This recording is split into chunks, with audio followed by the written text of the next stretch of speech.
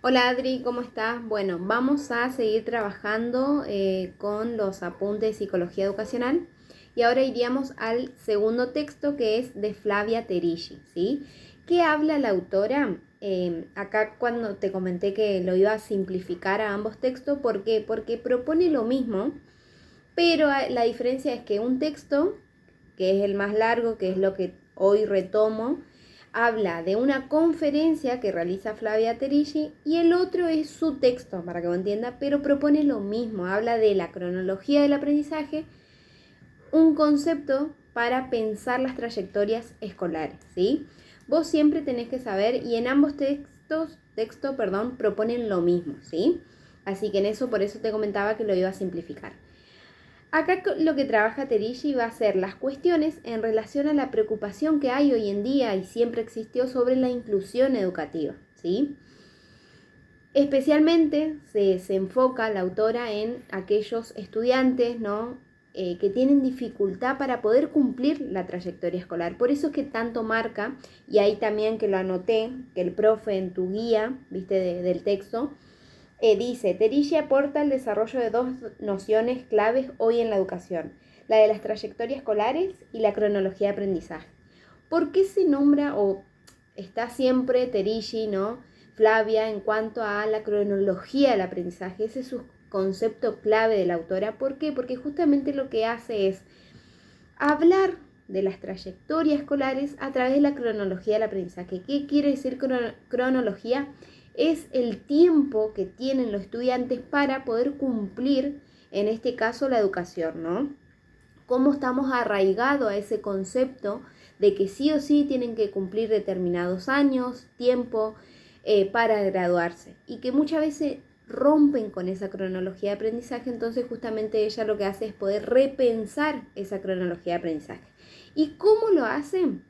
Voy a tratar de ser más breve. ¿Cómo lo hace la autora para poder trabajar esta cronología de aprendizaje? Justamente teniendo en parte y partiendo obviamente de la cronología, o sea, del tiempo que estamos hablando, pero también va a ser y va a desarrollar la autora los conceptos vinculados con las trayectorias escolares, ¿sí?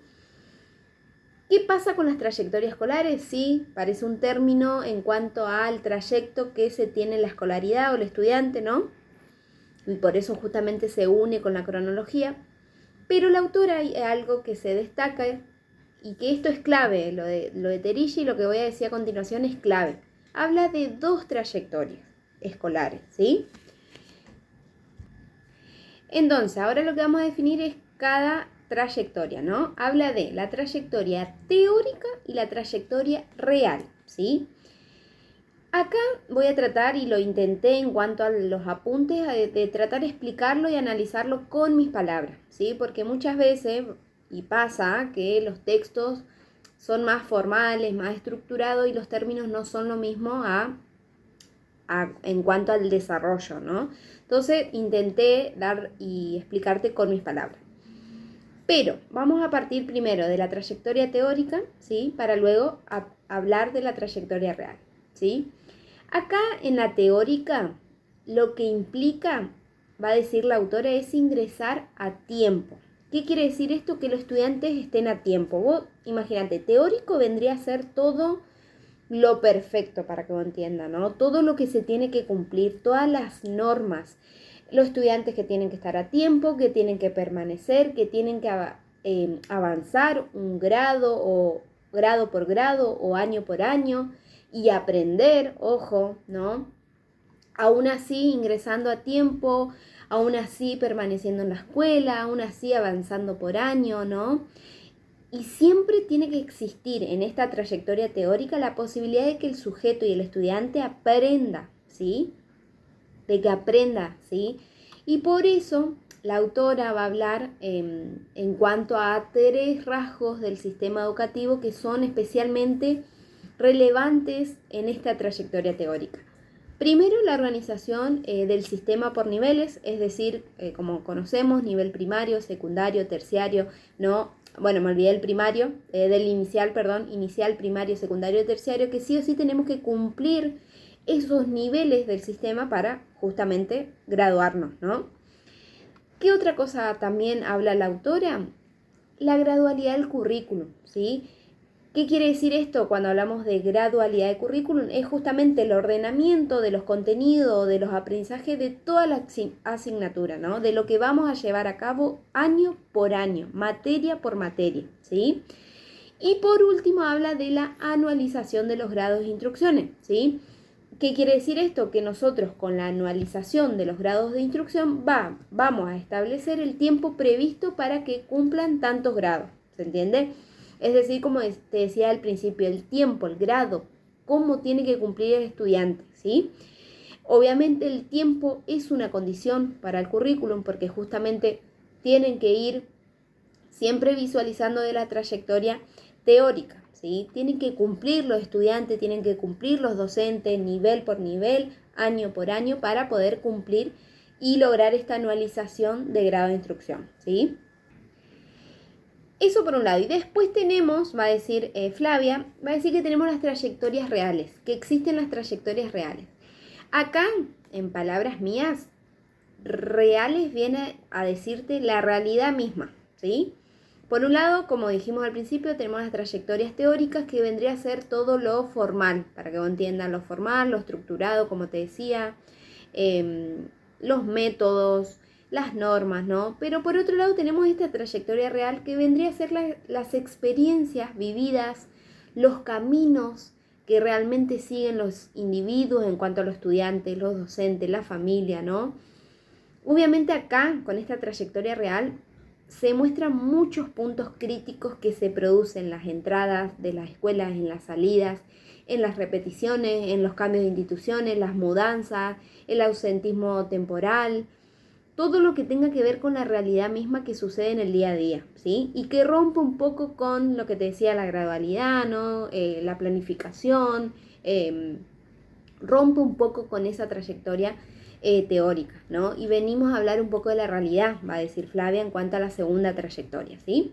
Obviamente, a diferencia de las trayectorias teóricas, que son representaciones abstractas en el sentido de que intenta abarcar o explicar de cómo deberían ser, ¿no? Esos caminos en función de ciertos principios, de teorías, de investigaciones, ¿no? Es muy diferente a la real.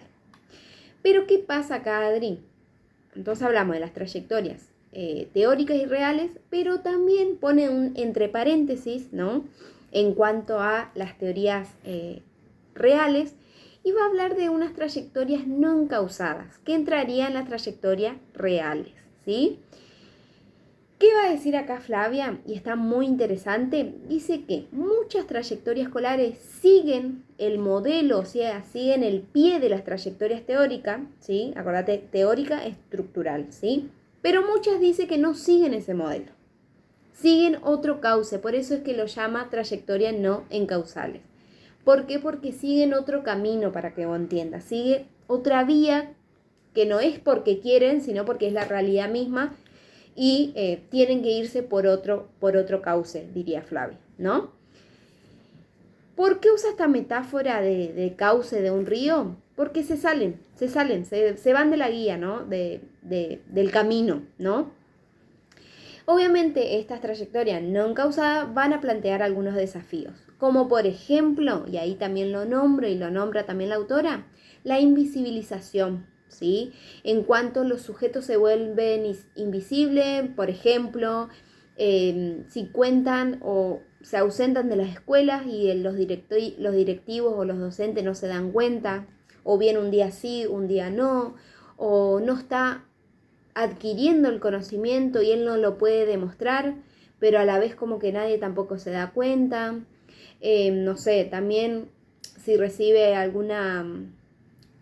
por ejemplo bullying, ¿no? Y él tampoco lo puede transmitir, el estudiante. O sea, es como lamentablemente el estudiante se va poco a poco no siendo parte del aula. Por eso habla de una invisibilización, ¿sí? Después también habla la autora de las relaciones de baja intensidad con la escuela, ¿sí? Obviamente como institución, va a decir la autora, suponemos que el estudiante tiene que ir todos los días. Suponemos que tiene que hacer o que va a hacer la tarea para el hogar. Suponemos que todos van a venir el primer día de clase, ¿sí? Por eso habla de una baja intensidad, porque siempre suponemos de que todo se va a cumplir como bien afirma la trayectoria teórica, pero no, ¿sí? Hay que ser consciente, y ahí retoma un pensador que se llama Kexler, que describe las relaciones de baja intensidad con la escuela como las relaciones en las cuales los chicos van a veces y a veces no, van un día, pero no tienen después conocimiento o preocupación o interés de lo que pasó ese día o no, ¿sí? No llevan los útiles, no le importan las consecuencias, ¿sí? Entonces por eso habla de baja intensidad. Después también habla, que se relaciona un poco con el primero, el ausentismo de los estudiantes, ¿sí? Pero acá lo menciona breve, pero lo explica muy bien. Dice que el ausentismo, pero por diversas razones, no solo porque falta, porque no le gusta la escuela, sino que también puede existir otras realidades que tenemos que conocer, por ejemplo, por trabajo, porque tiene que estudiar trabajar desde muy chico, o por embarazo de un adolescente, de otros que van un día o 2 días sí y otros no, ¿no? Que van a romper con esa presencialidad, ¿bien? Después también habla de la sobredad, ¿sí? Todo esto, acordate que se visualiza en estas trayectorias no encausadas, ¿sí? La sobredad, bueno, habla de, en cuanto a obviamente, lo que no cumplen con el determinado nivel, ¿sí? Pero dice que tenemos que, como que, reafirmar o reconfigurar ese concepto de sobredad, porque dice que no es el estudiante, por así decirlo, responsable de que tenga sobredad. Flavia dice, sigue teniendo los mismos años que él, que todos, pero la escuela es quien pone sobredad. Entonces dice que tenemos que romper, digamos, eso en cuanto a la sobredad, porque ellos tienen su edad correspondiente, solamente que tendríamos que ajustar en cuanto al aprendizaje que se está transmitiendo en el estudiante, ¿sí? Y por último habla de los bajos logros de aprendizaje, ¿sí? Obviamente acá hacemos referencia al fracaso, a la fragilidad que tiene el aprendizaje que realizan en el nuevo nivel, por ejemplo en la secundaria, cuando ingresan a la secundaria, o en la primaria misma, ¿no? Pero en sí, y en grandes rasgos, para cerrar esto, estas trayectorias no encausadas se van a referir a esos cambios de vida que no van a seguir el patrón claro, ¿sí? O exacto, o verdadero, o único, como las trayectorias teóricas, ¿sí? Obviamente hay una falta, como te decía, de dirección, ¿sí? De continuidad en el desarrollo educativo, que lamentablemente sucede y es un tema a trabajar. Pero para hablar y romper un poco con esto, dice que va a ser imposible como dar otra mirada o otra perspectiva si siempre seguimos con el aprendizaje monocrónico, ¿sí? Menciona el aprendizaje monocrónico también la autora y habla de la idea de proponer, ¿sí? Un aprendizaje monocrónico sería o hace referencia a la idea de proponer una secuencia única de aprendizaje. ¿Qué quiere decir esto? Que que los estudiantes aprenden de una única manera, ¿sí? No hay diversas maneras, no hay diversas estrategias, no. Es único para todos los miembros del grupo, ¿sí? Y se tiene que sostener esa secuencia, ese aprendizaje, esa planificación a lo largo de todo el tiempo, ¿sí? Obviamente, los estudiantes tienen que aprender al mismo tiempo, todo al mismo tiempo, ¿sí? Obviamente, va a decir Flavia, tenemos que trabajar y romper, y tiene que estar obviamente está en crisis porque se está como rompiendo con ese aprendizaje, porque acordate que estos textos son del año 2007 y 2010, ¿sí? Así que, obviamente, ahí lo afirma la autora que el aprendizaje monocrónico, por suerte, está en crisis, en el sentido de que se está rompiendo, de que se están dando cuenta que hay diferentes diversidades, que hay diferentes estudiantes, ¿no? Que no tienen las mismas características y que no está mal eso, ¿no? Sino que es responsabilidad de nosotros, del sistema, de poder trabajar y romper con eso, ¿sí? Pero ¿qué pasa? Y ella lo explica. Lo que pasa es que los maestros fueron formados de una forma donde tenían que brindar a los estudiantes un aprendizaje monocrónico, ¿no? Un solo estilo de aprendizaje tenía que existir. Entonces ahora como que obviamente nos vamos actualizando y se está haciendo en crisis eso. Y para eso va a decir la autora que nosotros somos los responsables de poder o de empezar a desarrollar un saber pedagógico, en particular un saber didáctico que pueda incrementar en nuestra capacidad, ¿no?, para desarrollar no un aprendizaje monocrónico, sino distintas cronologías de aprendizaje, ¿no? Es decir, distintas realidades de aprendizaje, ¿sí? Entonces, para finalizar, lo que hace la autora es, habla en grandes rasgos de los ejes que tenemos que discutir, obviamente, para lograr trabajar la cronología de aprendizaje, lograr ser parte de la trayectoria real, ¿sí? Entonces dice que tiene que haber ejes temáticos que permitan distintos niveles de aprendizaje, ¿sí? Obviamente, si nosotros queremos manejar varias cronologías de aprendizaje, una de las prioridades que tenemos que tener de los temas es que permitan esos temas en diferentes niveles, ¿sí? Dar un recorte del contenido, trabajar diferentes temas en cuanto a la realidad, ¿no? O sea, habla en referencia a eso, a que, bueno, brindamos un contenido, pero también que sea parte ese contenido de la realidad, ¿sí? También dice traducir estos diferentes niveles de aprendizaje de manera concreta en la programación. Dice que no está mal que algunos aprendan más en unas materias que otros, porque va a depender del estudiante, la motivación que tenga, el gusto que tenga, ¿no? Qué área le gusta más que otra, y que no está mal eso, ¿sí? También habla de utilizar, obviamente lo conocemos, pero te lo nombro, habla de un buen repertorio de actividades, de lograr los momentos de la clase, que siempre estemos atentos a cada estudiante y que seamos capaces de poder intervenir para lograr ese desarrollo en el estudiante, ¿sí? Obviamente no estamos acostumbrados, cuando planificamos la enseñanza, a planificar las actividades solamente, ¿no? De decir, bueno, ¿qué vamos a llevar a cabo? Pero, va a decir Flavia, no estamos acostumbrados a planificar cómo vamos a intervenir ese contenido con ese estudiante, ¿sí? Como que siempre estamos preocupados por el contenido de lo que vamos a dar, pero nunca estamos preocupados por el contenido. Está bien, pero dejarlo a un lado y decir, bueno, este estudiante cómo, o este grupo de estudiantes cómo, ¿no? ¿Cómo se va a llevar a cabo? Así que habla más de eso también. También habla de la importancia de nosotros poder transmitirle a los estudiantes la seguridad y que puedan trabajar autónomamente, ¿sí? Sean autónomos. En el sentido que se puedan expresar, sí, habla también de trabajar en equipo, ¿no? De la colaboración entre pares, pero también una formación a los alumnos para el trabajo autónomo. ¿Por qué? Porque dice que es muy importante que el estudiante pueda expresarse, que pueda consultar su propio aprendizaje, en el sentido de que si algo no entiende, decirlo, que muchas veces se tiene esa vergüenza, que no se animan a preguntar. Entonces el romper con eso y transmitirle esa seguridad de decir, preguntar, no está mal, debatir, reflexionar, cuestionarse, ¿sí?